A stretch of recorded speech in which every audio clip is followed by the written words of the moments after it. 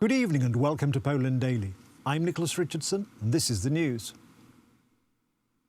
The 174th day of the Russian aggression against Ukraine. Once again there were explosions in Russian-annexed Crimea.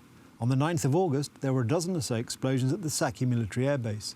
This morning there were reports of explosions in local ammunition yards. Ukrainian President Vladimir Zelensky warned Western countries that a possible catastrophe at the Russian-controlled nuclear power plant in Zaporizhia would have fatal consequences for the entire world.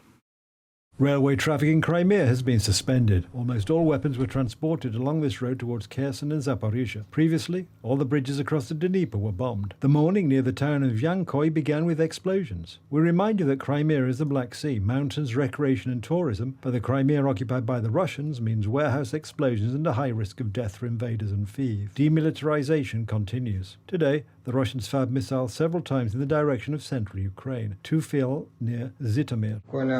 Today's missile attacks have reached targets outside the city, but the alarms must not be ignored. After the outbreaks in Crimea, the Russians want to intimidate the population so they can hit civilian targets. The Russians are relocating aviation equipment from the centre of the country closer to the border with Ukraine. Today, air-to-ground missiles have been launched several times from the territory of Belarus. The threat of missile attacks remains high. We are often asked, who turns the alarms on? So I'll do that paragraph again. The threat of missile attacks remains high. We are often asked, who turns the alarms on? Radio location troops are responsible for identifying the threat from the air. They follow all air targets, both over Ukraine and abroad. But it is impossible to detect the exact target where the missile is about to fall. It changes direction while flying. That is why the sirens sound successively in the areas over which the missile flies. There is still a ban on swimming and sunbathing on the Black Sea, but still many people do not respect it. As a result of the explosion in Zatoka, 3 men were killed and 2 were injured. The threat of missile attacks remains high. In addition, we would like to remind you of the prohibition of visiting coastal beaches and the coast, and of bathing in the sea and estuaries. Do not miss your chance to live to victory. Russia continues to blackmail the world by shelling the Zaporizhia nuclear power plant. There is a suspicion that the Russians want to redirect energy from this plant to the Crimea. Russia continues its blackmail around Zaporizhia nuclear power plant. Provocative shelling is underway from the territory of this facility. The occupant hides ammunition and equipment used to fire at nearby towns and communes. All this clearly shows that Russia is rejecting the demands of the European Union countries and other countries that have called on it to withdraw troops from this facility. The world will lose to terrorism and succumb to nuclear blackmail if it does not take any action over the Russian-occupied power plant. There have been repeated comments by various Russian officials accusing the United Nations Secretariat of having either cancelled or blocked a visit by the International Atomic Energy Agency to the Zaporizhia nuclear power plant. I want to clarify a few points. First, in the midst of the conflagration of war, there are more and more optimistic signs of a return to normalcy in nature. Flamingos from the occupied territories by the Azov Sea returned to the Tuzlovskaya Limany Reserve at the mouth of the Dniester. Yesterday, German Chancellor Olaf Scholz said that while there was room for a European-level debate on banning Russian tourists, it was important not to make life harder for opponents of the Kremlin to flee Russia. The leaders of several European countries, including Finland's Sanna Marin, who was also at the meeting, have called for Russian tourists to be banned from the European Union to ensure they too pay a penalty for Russia's invasion of Ukraine. It was an important decision of all of us that we imposed sanctions on those who are responsible for the war and a lot of oligarchs and those who are financially and economically profiting from this Putin regime. And we will continue to do so. But I think this is not the war of the Russian people, it is Putin's war, and we have to be very clear on that topic. What is important for us is that we also understand that there are a lot of people fleeing from Russia because they are disagreeing with the Russian regime. And they've fled to many countries in Europe. They fled to many countries all around Russia. And all the decisions we take should not make it more complicated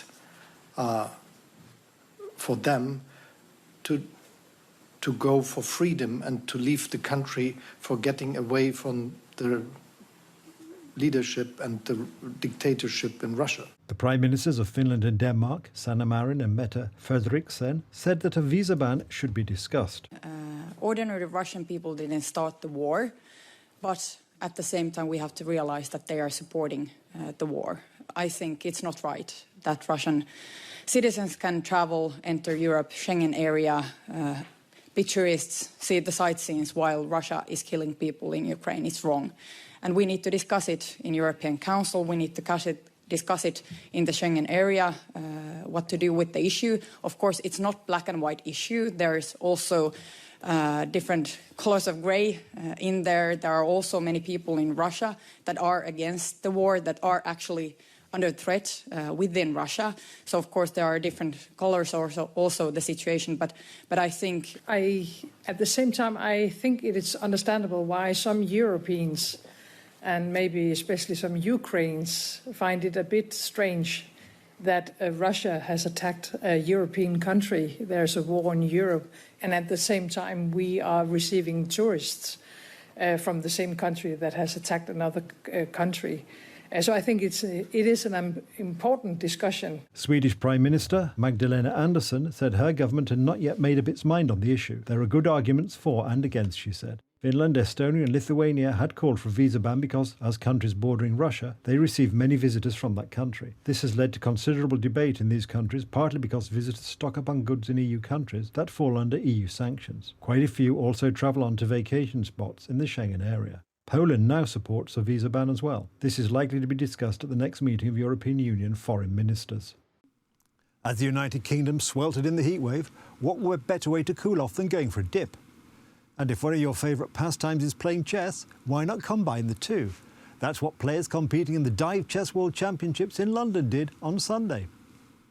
Dive chess is like normal chess but played in a swimming pool with a submerged chessboard with magnetic pieces. Each player has to hold their breath while making their move. Once they need to come up for air, it's their opponent's turn. 10 players took part in the championships held at the Leonardo Royal Hotel pool at Tower Bridge. Starting at 9 p.m. local time, the event lasted 4 hours.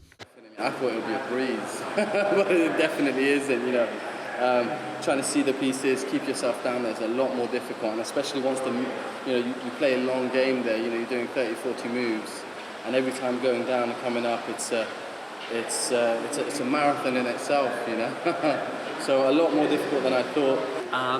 Okay, so this is a bit embarrassing to admit, but I've been swimming like 3 or 4 times a week for the last month or so, and I've been playing a lot of chess, so shamefully, yes, I've been training a bit. So one thing you don't realise is the pool is really cold, and spending a lot of time underwater hurts your oxygen intake, and so it becomes harder and harder to find good moves as the game goes on, really, yeah. After 4 rounds, it was 33-year-old Michal Mazurkiewicz from Poland who won the event, beating South African Alan Decker in their final game. I'm planking just in front of the board.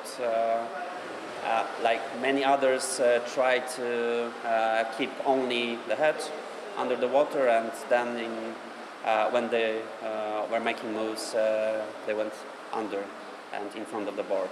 However, in my opinion, it's better to play this planking technique, because when your breath is over, then you only have to make a move and you can go up. Yeah, in my opinion, however, opinions are very split.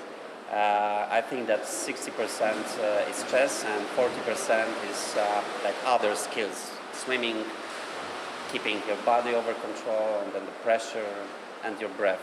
The unusual championships are the brainchild of American Ethan Ilfeld. Ilfeld, who now lives in England, started playing chess when he was 4 and began competing in tournaments at the age of 10 and is now a chess master. He came up with the idea of dive chess because, apparently, he thought it would be interesting to incorporate a physical element to make chess a little more cool. That's the news. Thank you for watching. Stay with us for the weather, Poland Daily Business and more programmes. But from me, it's have a good night and a better tomorrow.